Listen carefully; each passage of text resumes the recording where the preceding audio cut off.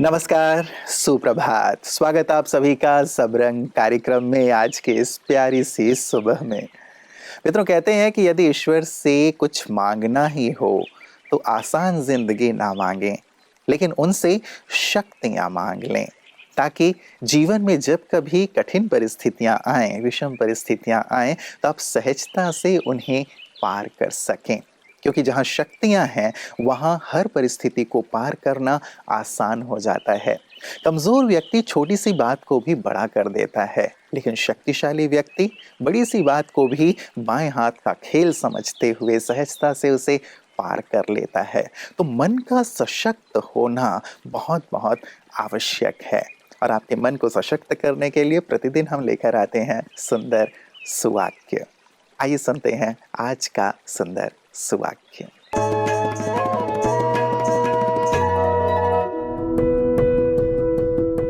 समझदार वही है जो परिस्थिति को हल्का बनाए।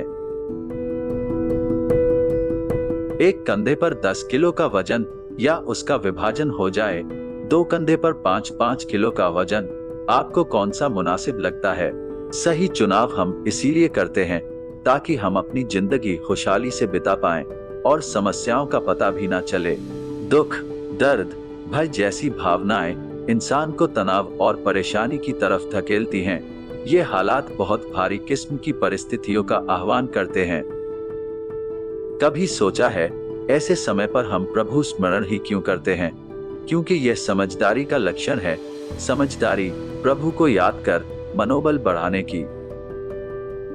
समझदारी मतलब संतुलन बनाए रखना, जिसका निदर्शन देखा जाता है प्राकृतिक प्रक्रियाओं में और भगवान के निर्णयों में भी, जैसे ग्रीष्म के बाद वर्षा और अधर्म के ऊपर धर्म। अब समय है कि परिस्थितियों के संतुलन को बनाए रखने के लिए हम बीच के रास्ते का निर्माण करें, जो अनपेक्षा के स्तंभ के ऊपर स्थिर है।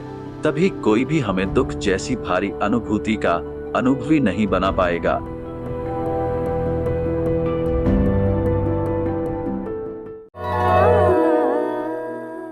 मित्रों, मन के शक्तिशाली होने के साथ साथ आवश्यक है तन का भी शक्तिशाली होना। और तन को शक्तिशाली बनाता है हमारा खान पान, और साथ ही उसे हजम करने के लिए हमारा डाइजेस्टिव सिस्टम। खाना पीना बहुत अच्छा हो, लेकिन यदि आपका डाइजेशन ही ठीक ना हो तो अच्छी से अच्छी चीज़ खाने का भी कोई फ़ायदा नहीं होता।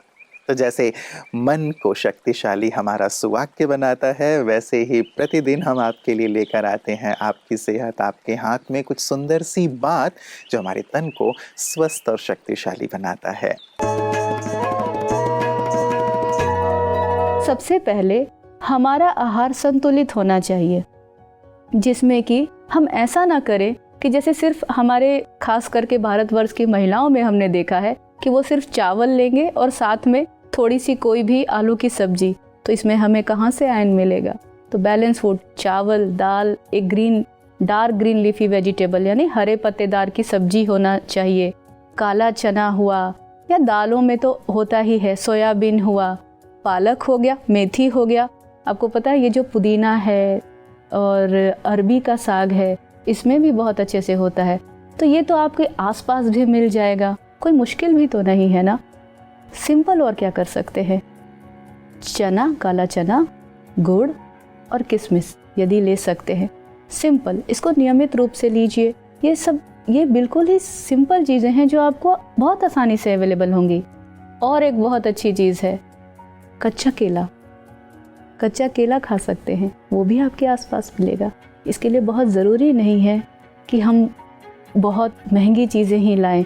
सिंपल आसपास की चीज़ें हम अगर अच्छे ढंग से लेते हैं, स्पेशली जैसे हमने कहा ना, डार्क ग्रीन लीफी वेजिटेबल्स यानी हरे पत्तेदार सब्जियां, जिसमें हमने साग की वैरायटीज़ आपको बताई।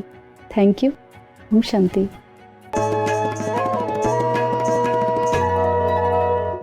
सबकी अति स्नेही यज्ञ की आदिरतन दिल्ली जोन की जोनल इंचार्ज आदरणीय रुक्मणी दादी जी थी।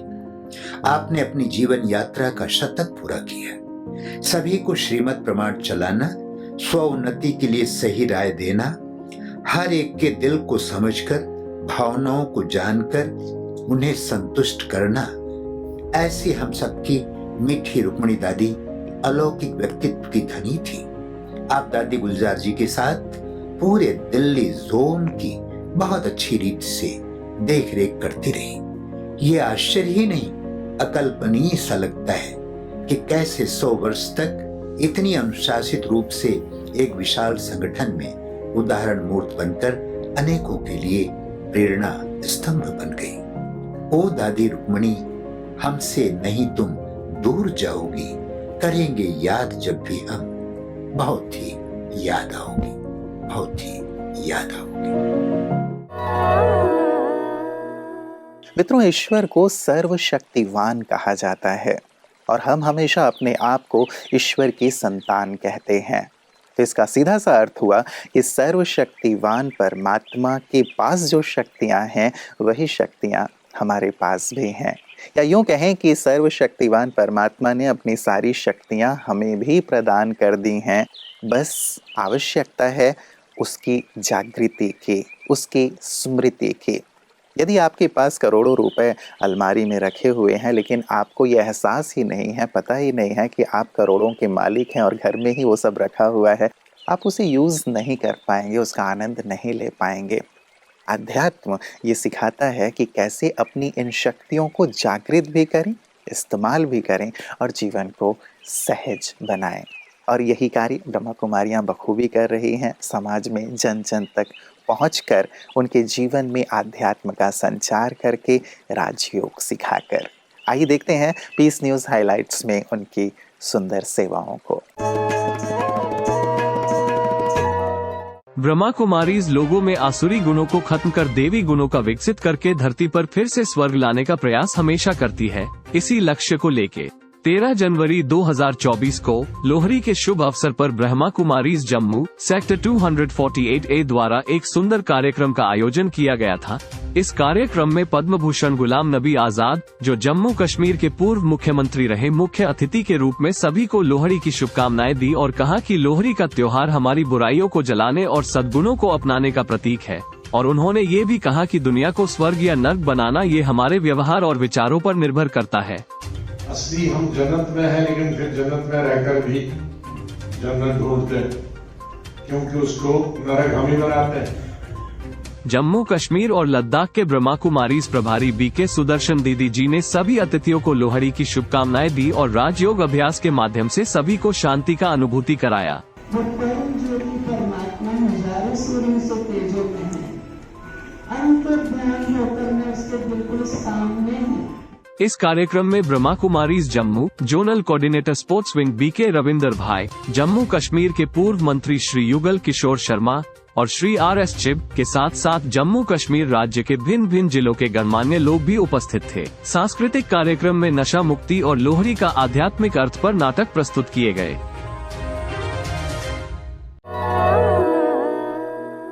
मित्रों, किसी ने बहुत ही प्यारी सी बात कही है, जाते जाते वो प्यारी सी बात आपके साथ साझा कर रहा हूँ। उन्होंने कहा कि यदि हीरो बनना है तो आपको हीरा बनना होगा। और हीरा आप जानते हैं कैसे बनता है। कोयला जितना दबाव झेलता है, जितना ज़्यादा उस पर प्रेशर होता है, उतना ही वो निखर करके हीरे में तब्दील हो जाता है।